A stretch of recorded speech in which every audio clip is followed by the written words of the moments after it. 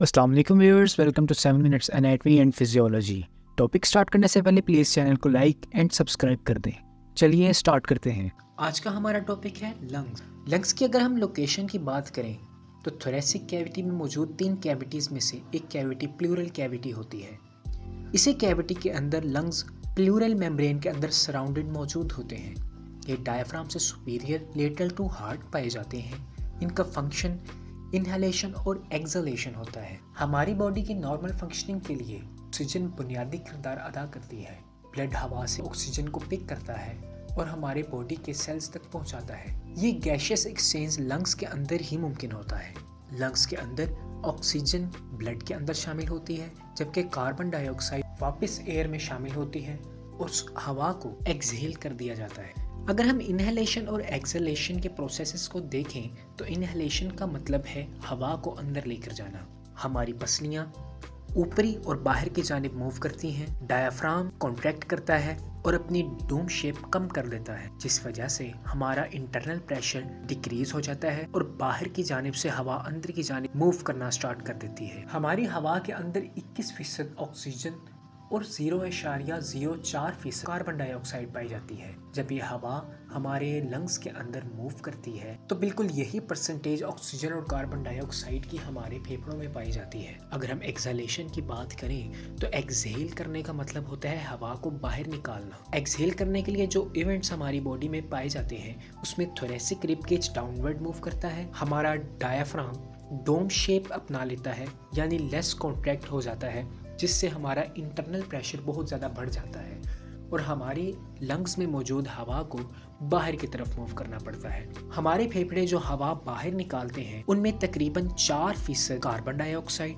जबकि सिर्फ 16% ऑक्सीजन मौजूद होती है। इसका मतलब तकरीबन 4.5 से 5% तक की ऑक्सीजन हमारे लंग्स के जरिए ब्लड में मूव कर गई है। कार्बन डाइऑक्साइड ब्लड से तकरीबन 4% हवा के अंदर शामिल हो गई है। इस इनहेलेशन और एक्सहेलेशन के प्रोसेस के बाद हम बात करते हैं मैक्रोस्कोपिक और माइक्रोस्कोपिक स्ट्रक्चर ऑफ लंग्स की। हमारे पास सबसे पहले मैक्रोस्कोपिक स्ट्रक्चर में ट्रैकियाई आ जाती हैं, उसके बाद ब्रोंकाई आ जाती हैं और लंग्स की लोब्स आ जाती हैं, जिसमें हमारे पास राइट लंग की 3 लोब्स और लेफ्ट लंग की 2 लोब्स होती हैं। अगर हम ट्रैकिया की शेप की बात करें तो ये एक पाइप होता है जिसके इर्द गिर्द सी शेप्ड कार्टिलेजेस होते हैं। ये कार्टिलेजेस किसी किस्म के भी कोलैप्स से रोकते हैं ताकि हमारे रेस्पिरेटरी ट्रैक में किसी भी किस्म की रुकावट ना आए और हम आसानी से सांस ले सकें।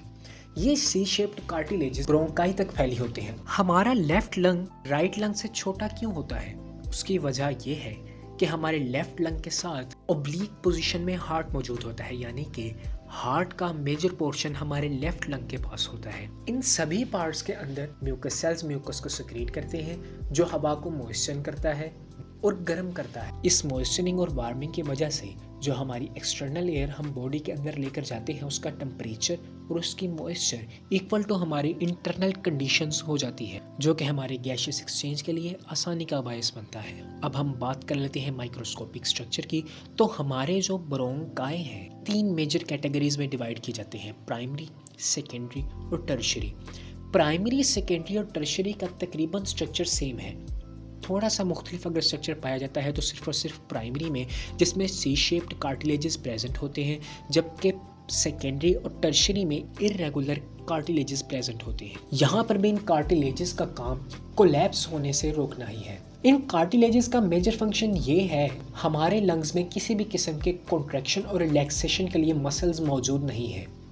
हमारे लंग्स इंटरकोस्टल मसल्स के जरिए रिब्स के साथ अटैच होते हैं। जब हमारी रिब्स इनहेलेशन या एक्सहेलेशन के दौरान मूव करती हैं तो हमारे लंग्स भी बिल्कुल उन्हीं के साथ मूव करते हैं। इनका देखने में स्ट्रक्चर बिल्कुल स्पॉन्ज नुमा होता है।